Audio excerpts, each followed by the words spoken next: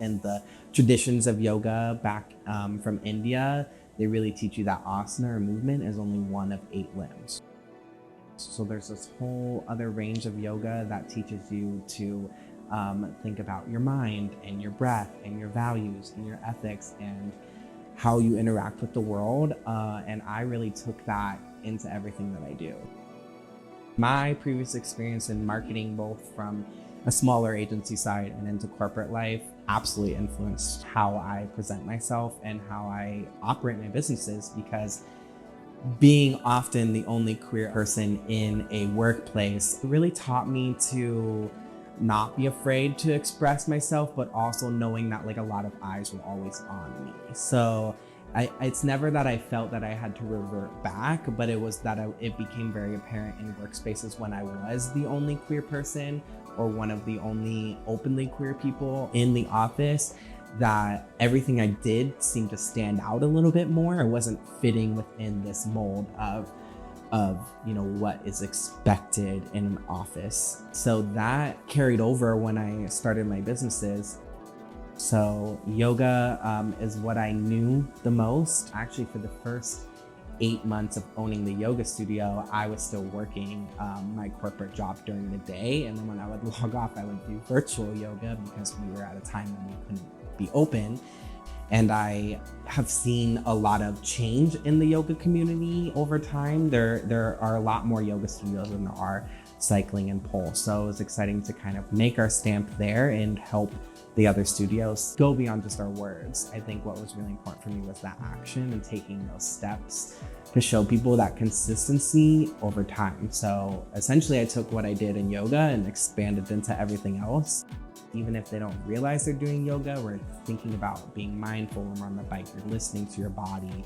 You're not competing to be the first in class. You're here to enjoy yourself along the way, to breathe, to be present, all of these concepts that we learn from yoga. And then from there, again, I wasn't expecting to open a whole other one during the pandemic, but I saw an opportunity to go into the pole dancing studio and think about people of all gender identities, of all races and ethnicities, that they too could dance and move their body and swing around the pole and enjoy themselves, and that they can bring in all these concepts across the studios. Honestly, it kind of just happened by accident that I kept continuing on to all of them. But through them, I really weave that concept of yoga and mindfulness into all three of the spaces.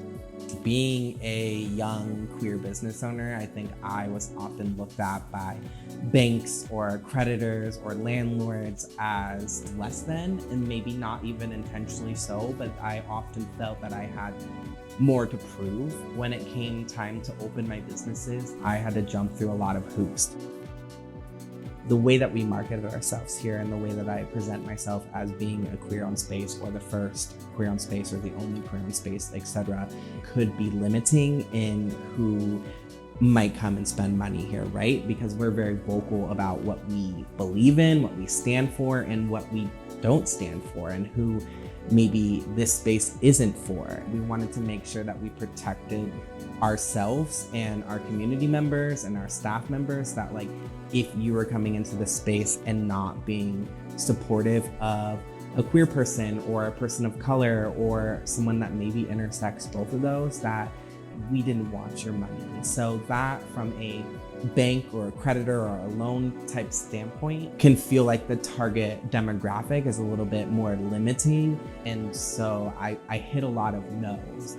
Why would you brand yourself in that way? Why would you market yourself in that way? Why does it matter? And for me, it's everything. Like, it's exactly what matters. It's who I am, it's who my community is. And so it was important from the start to like make that really widely known. And starting from the ground level of having no members to where we are now, I had to really brand ourselves in that way, and how we use like social media and how we communicate who we are on our website. Columbus is a pretty small city, so everywhere I go, constantly people are like, oh, like what you're doing is amazing, and how you stand up for different marginalized identities, like that made a big impact on me personally. And that's why I do that. I want everyone to come in here and feel very authentically themselves, whether you're teaching here, you're working at the desk, whether you're just a member of the community and working out here, I aim for everyone to feel very comfortable in themselves.